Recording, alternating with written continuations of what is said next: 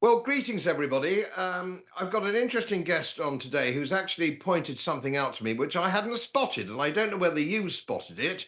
It's the Reverend Christopher Wickland, and some of you may be familiar with his work, but he's flagged up to me, and I do thank him for it, the Supreme Court's decision in Northern Ireland, which is always a little bit on the back burner when it comes to the mainland, when it comes to these things, suggesting, or ruling, I should say, that teaching Christianity in schools, i.e., religious instruction, whatever it is, whatever you call it, whatever you had at school, whatever I had at school, is somehow indoctrination, which is quite the most bizarre thing I think I've ever seen.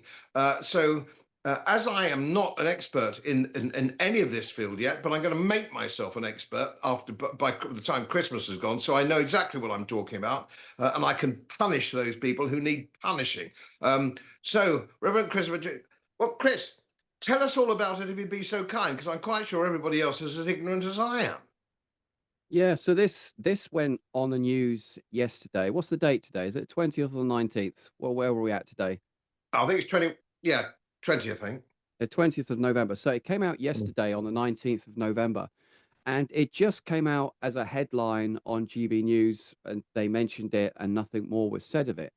And I couldn't believe what I was hearing. It was the Supreme Court had ruled in favor of an incident in Northern Ireland where a parent wanted their child taken out of Christian religious education of an RE lesson because they felt they were being deemed it was being indoctrinated. And so this went to court, and eventually it went to the UK Supreme Court, and the court ruled in their favor. So I looked into this, and basically the Supreme Court, which is based here in Britain, has unanimously ruled in favor of, which was a non-religious father and his child, that the exclusive or the exclusivity Christian teaching of religious education and collective worship in Northern Ireland are to be deemed indoctrination. And this is therefore discriminatory under human rights law. And this ruling will have, as you can imagine, wide-ranging implications for the teaching of RE in Northern Ireland and for collective worship across the United Kingdom. Now, what I find quite, well, beyond the pale on this particular issue is that our children are being taught and told that they can be a different gender to what they're born. Some schools are teaching that they can have up to 100 genders, if not more. We have children that can potentially be given puberty blockers so that they can become the sex that they desire. If that's more akin to indoctrination rather than telling people that, Christianity teaches that in the beginning it was God, and then God made Adam and Eve, and from there came, all the human race. And so this is essentially what this case is resting on. It says the case is known as JR 87, really sexy title there. And the original judgment in the High Court of Northern Ireland, the case started in 2022, was that religious education and collective worship are not conveyed in an objective, critical, or pluralistic manner in Northern Ireland schools. However, the Northern Ireland Department of Education, they appealed at the Court of Appeals last year in October, and it ruled that while the religious education curriculum was not objective, critical, or pluralistic, this was not sufficient to conclude that there had been a breach of human rights law, as this didn't amount to indoctrination. The court also ruled that the right to withdraw was not stigmatizing, and Northern Ireland humanists intervened in the case. So again, they're trying to put upon religion that it must be objective, critical, pluralistic. I mean, I would actually object and say that actually good teaching of Christianity is objective. It is critical. I wouldn't say it was pluralistic, but it's like saying where humanists would say there is no God, but they're only looking through the world, the lens, through materiality. But what if God is not based on materiality? What if God transcends materiality? Surely, if God is God, he transcends the material universe. And so we're judging things pertaining to theology. We're judging things on God based on a certain mindset or a certain way of thinking or a certain form of indoctrination or ideology, which is essentially humanism or secularism. So the father of the child appealed this decision and took it to the Supreme Court, which has now ruled that a curriculum not being objective, critical, or pluralistic in its being indoctrinating are two sides of the same coin. The court also ruled that the human right of withdrawal is clearly stigmatizing in a context where no other children are withdrawn. Parents having a reasonable apprehension of such stigma is sufficient enough to mean they do not have to actually withdraw their child. So they're basically saying even the stigma of removing a child from a lesson, what a terrible thing that they have to live with. So again, it's quite clear that the humanists, their agenda is really not about how Christianity is taught. Humanists just dislike Christianity. It's interesting they haven't mentioned, and I'm not sure how far this expands to, whether it expands to Islam and other religions, because I'd be very interested to see what the Humanist Society say about the indoctrination of Islam and various other religions in our school. It doesn't seem that they're very keen on that. It just seems to be, from what I can read, that they're interested in having a go at Christians, which is something that they seem to do quite a lot of. So is there anything else you want me to bring out on that, Well, Godfrey? yeah, I'd just like to explore I'd just like to explore the ramifications of this, because I have some legal training in my professional life, although I was never a lawyer, but it incorporated legal training and the principles of English law and common law and so on and so forth. So I'm not a complete layman Yeah, in these matters, but it seems to me that although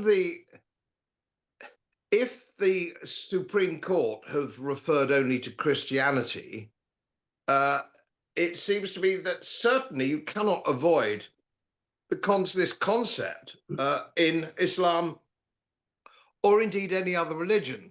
You cannot have, one side. You can't teach Christianity at schools, but you can have faith schools if they're Islamic, um, yeah, or Hindu, or yeah, Sikh, yeah, or anything else. Now, okay, let's just have a little bit of a look at Northern Ireland. And nothing you've told me, and nothing when I've briefly looked at the judgment, would support this. But I do know I have a little bit of experience of Northern Ireland.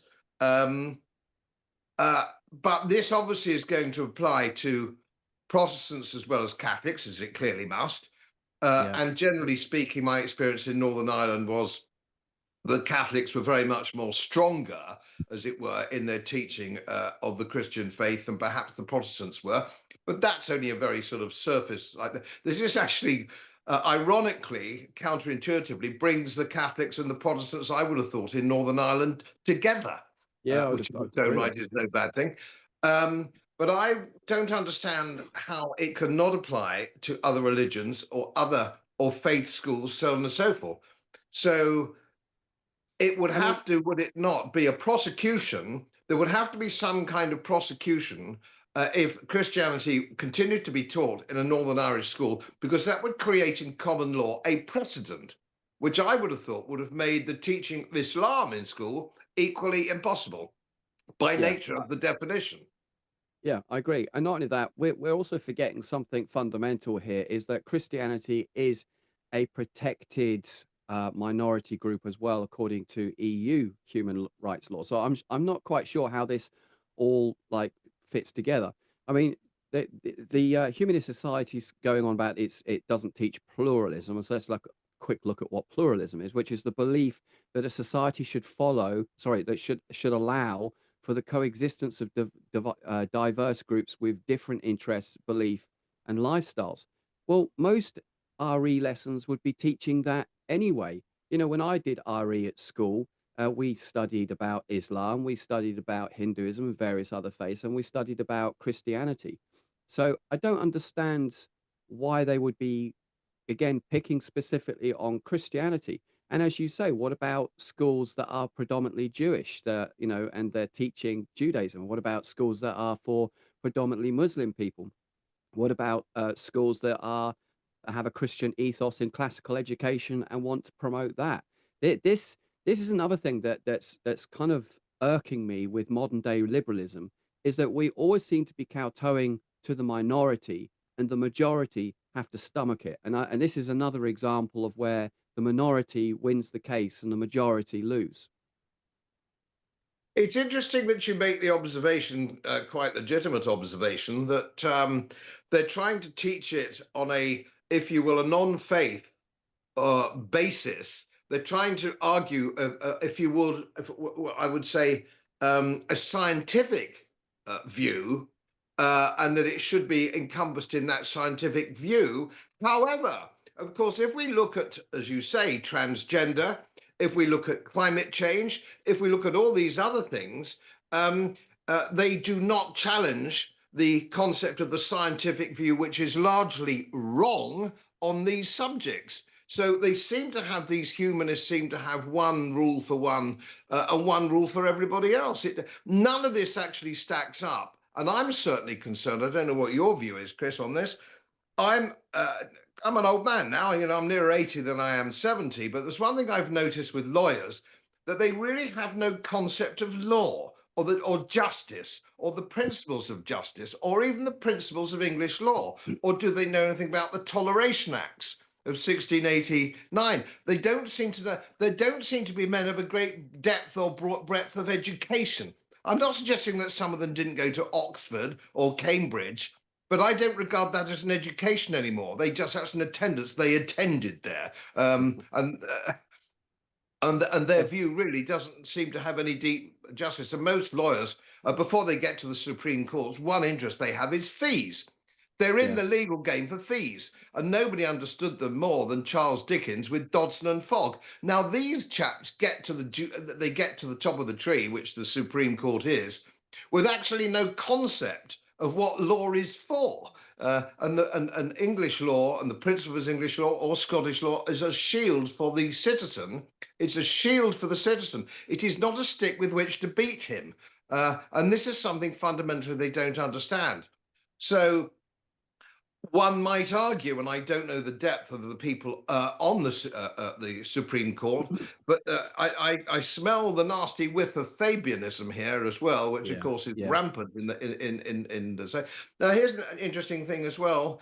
This kind of persecution, generally speaking, has the opposite effect. Because people get very cross with that kind of thing, and it actually strengthens people's faith, or certain strengthens people's attitude to these matters. But so, what's your view? What's your feedback from other people on this? You must. I know it was very new, because I only just found out about it when my producer told me yesterday. What's the general feeling amongst other people of other faiths, perhaps, or different splinters of faith, Methodism, Catholicism, so on and so forth? Well, just from when the post that I put up yesterday, um, people are really angry about it, and it's again, it's not even a thin edge of the wedge. I mean, we're well into the wedge now, and if it happens in Northern Ireland, it will likely seep through eventually to into the UK. But I do think the Overton window, as they call it, has gone so far now that people are not putting up with this anymore. Um, and people are seeing through this smoke screen. This is just blatant persecution through lawfare. Where we get humanists that saying, well, when you come to religion, it must be done with critical thinking, etc. They're forgetting that there used to be three classical schools of thought, which was philosophy, science, and theology, because each of those categories answered different questions about the human condition. And so by saying, no, everything must be the lens of the universe must only be looked at through the lens of science is a folly, because science doesn't answer the questions of why am I here? What is my purpose? What is my reason? When we're looking at the universe through purely materiality, it doesn't actually answer the questions of the spirit and of God and of the soul. And so, again, humanism I find to be very two dimensional in its approach. And at the end of the day, as you quite rightly pointed out, this really comes down to Fabianism. And Fabianism are very articulate and very to the point of what they're trying to achieve, which is to destroy Western civilization in respect to Christianity being its foundation. They want to bring in a humanist type government with a Mohammedan based culture around it. That's what they want to do. At least that was certainly the papers that first came out of the Fabian Society and part of their big goal and their dream, so to speak. So again, we're seeing this now playing out. And see, this is the thing that I think is going to push this too far the other way, is that I believe that if Christians are not careful and don't get involved in this media war, what will happen is there'll be people on the streets that will say, no, Christianity is a British religion. and therefore we're going to fight for it. And then we'll end up with Christian sectarianism, which is equally dangerous as well. We don't want that. And so, the pendulum will swing both ways. And so, as Christians, we have to be on the ball with this stuff, and we have to call it out, and we have to make people aware of it. Because if we don't, the pendulum will swing to another extreme, which I think is just as dangerous. It seems to me also that it's interesting that we have what is supposed to be nominally a Christian society in this country, in Great Britain. Yeah. It is supposed to be a Christian country, and it's to the extent that it is endorsed. It's endorsed by law and endorsed by government. Otherwise, why have we got 22 bishops in the House of Lords? As I say, you can't have it both ways. Although, of course, the Christian bishops that we have in the House of Lords are chosen politically and put forward, and with the risk of being sounding quite controversial, it is my view that most bishops, Church of England bishops in the House of Lords, are agnostics. Because I've never heard them ever actually take any interest in actually preaching the gospel or sticking up for global Christianity in either Nigeria or anywhere else. And of course, the supreme head of the Church of England, of course, is King Charles III, who certainly has no interest at all and doesn't even pretend to have any interest in Christianity. He has a Yeah. great deal of interest in Islam. So we don't seem to have anybody really sticking up for the concept of Christianity who are close to the levers of power. No, no, I'd agree. But we are seeing changes. So in parties, whatever you call them a party, like Advance UK, Reform, we're seeing quite a lot of, and UKIP as well, a very strong Christian influence in that side of things, which I think is good, is a refreshing change.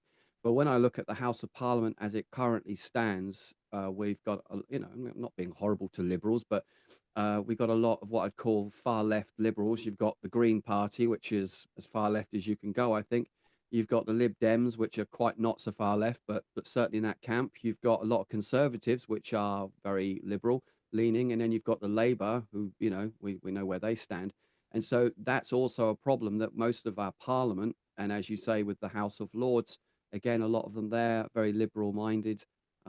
It's a very difficult time at this juncture in history for Christianity. But I think things will change, but I don't think it will come top down. I think it will be a groundswell of such proportions that it will change that which is going on at the top. But it will take time, and I see this as a long-term generational thing. If we want to see this nation turn back to being a Christian nation, whether you see it as a cultural Christian nation or a nation that is fully alive with faith, we need to see the long-term plan here, which is the next 10 to 20 years. We need to bring Christianity back into our education, back into our politics, back into the media. It's an interesting concept, really. We go down a rabbit hole, really, but one might argue that Christianity started out as a bottom-up Christianity. It's then the establishment sort of got hold of it, and we sort of built wonderful, beautiful buildings, great churches. But they were really then started it morphed, didn't it, into sort of top, especially in the Catholic faith, certainly, and one would argue the Anglican faith here from the 1600s. It then become very much top down, and we saw a pushback again. This rabbit hole, one might argue, in the 1800s with Methodism and things like that, with people pushing back at what was perceived as the establishment church. But it's not even establishment now. Christianity isn't even establishment. It's been Right. abandoned by our bishops. It's been abandoned by the head of the Church of England, King Charles III, who is frankly useless. But then he's useless in other departments as well, sadly. Yeah. So yes, it's got to be bottom up. But of course, then the clergy and the empty churches, sadly, show that the cupboard is bare when it comes to personalities, perhaps the great preachers of yesteryear. And one might argue, not my cup of tea, if you will, but the Billy Grahams of North America in the 60s and so on and so forth. If people are going to come to this faith, you're right, they're going to have to stand up and be counted, or it's just going to disappear. And of course, there is a very strong argument that that Sharia law is en route. We know that in Exactly. local government, of course, most or huge number of mayors of very big cities are Islamic, and so on and so forth. So we are under threat. And of course, the paradox is rather that it's not so, one would argue, in Africa, where your African bishops or your African cardinals, depending on which branch of the Christian faith there is, are really um, drum bangers. They're really deep down Christians of deep faith. I sometimes Yes. wonder if we should not have an African Archbishop of Canterbury who actually believes in God. Wouldn't that be a new idea? Oh, wouldn't it be wonderful? It'd be so refreshing. It would be so refreshing to actually see the Church of England lead the way on faith. You know, I when I first came to faith, I was in the Anglican Church, so I have a deep love and respect for the Anglican Church. I use the Common Book of Prayer, the Book of Common Prayer, in my daily devotionals. So, it's made a big impact on me. So it really breaks my heart to see what's happened to the C of E of late. But the thing is, nature abhors a vacuum, and if we kick out Christianity out of this country, then there's another religion, and I don't mean to be horrible, but or controversial, but would quite gladly take its place. And we're already starting to see that with the rise of Sharia law courts and Sharia councils across our nation, and even ghettoized sectarianism as well. This is just the way nature works. People say, oh no, we just want secularism, we just want humanism. But if you Google how many people in the world are religious, it's well over half of the world. And so humanism just doesn't answer the deep longing need and psyche of a man or a woman in the way that religion does. And so whether you like it or not, faith is going to be a part of Britain. But the question we need to be asking ourselves is, what faith do you want to? Because it will boil down to one of those two. Because if you are using lawfare to persecute Christianity and to denigrate it and to get rid of it, then you will only do one other thing, and that's encourage another faith to take its place. And quite frankly, I don't think that's what Britain wants. Before we sign off, because we've covered what I wanted to cover, and we'll come back to this. We'll come back to this maybe after Christmas when things have developed a little bit. Um, can I just finish up by asking you, um, at the old Ashridge management course, which I did many years ago, um, when you had a presentation or you had a training session, the thing they used to say, what's the doing thing? What's the doing thing? So when we sign off on this particular clip, what is it that people can actually do of a practical nature? What can they actually do when they think, God, I didn't know about this. This is bloody awful. To whom do I address my concerns? Where do I go with this? How would you suggest, because people like to say, yeah, I get lots of clips. I think, Godfrey, what am I going to do? Okay, yeah, Yeah. I get the point. What am I going to do? And of course, as an economist, a professional economist and financial man, of course, I've got the answers there. I'd say, well, you do this, or you do that, or do this to save your family, whatever it is. But when it comes to a subject like this, I'm not quite sure where I would point people. Where can we point people to, just to start? Okay, so firstly and foremost, you might not like the first answer, but the first thing is that we must pray. The second thing that we need to do is we need to start really lobbying our local MP and lobbying Parliament. Also, we need to actively engage our Christian faith in the community, whether you get involved in your local school, become a governor, be an influence in some way, because actually the law is on our side when it comes to Christianity, especially in schools. Schools do by law have to have 51% of the curriculum on Christianity and school assemblies. Just a lot of schools opt out of it. So actually the law is on our side in many aspects. So lobby Parliament, lobby your MP, get involved, use media, raise the attention of these cases, and do things like go out and protest marches, make your voice counted, be a number, be there. Don't just sit at home nice and warm drinking your coffee. You've got to stand up, because if you even if, let's say, people watching this are not Christian necessarily, but they are cultural Christian, in other words, they may not believe in God, but they like the culture that's come about in Britain because of Christianity. You need to understand that without supporting Christianity, your way of life can't exist either. And so this is so important that we have to be engaged. And that means we're going to have to get involved in media, politics, in in education, every which way that we can, even in a small way. If we can build enough on the ground and make this go up, things will change. But the more we are quiet, the more we're silent, the more we allow our Christmas markets to become winter fests and all this thing, the more and more Christianity is going to be marginalized and will be put onto the back burner of history. And I think that will be an absolute horrendous thing to happen to this nation. That's my thoughts. Well, I agree with you completely. And there's the thing you just finished up with. If you hadn't mentioned it, I was going to mention it. If your local supermarket is trying to suppress the ethos of the Christian celebration, um, and some of them are trying to take away the Christmas away, the words Christmas cake away, just festive cake and all that kind of thing. Um, it's a commercial organization. If you Yes, write right. to them, if you write to them, and everyone do that, if they're not happy when you go shopping at Christmas, and everybody watching this will go shopping in some way, if you're not happy with it being called an evergreen tree, or it's called this, that, and the other because they're avoiding the word Christian, write and complain, because they will sell less products, make less profit for their shareholders if you do, notwithstanding some of the suspicious ownerships of some of these big chains, of course, which we all know about. And I'm not going down that rabbit hole just at the moment.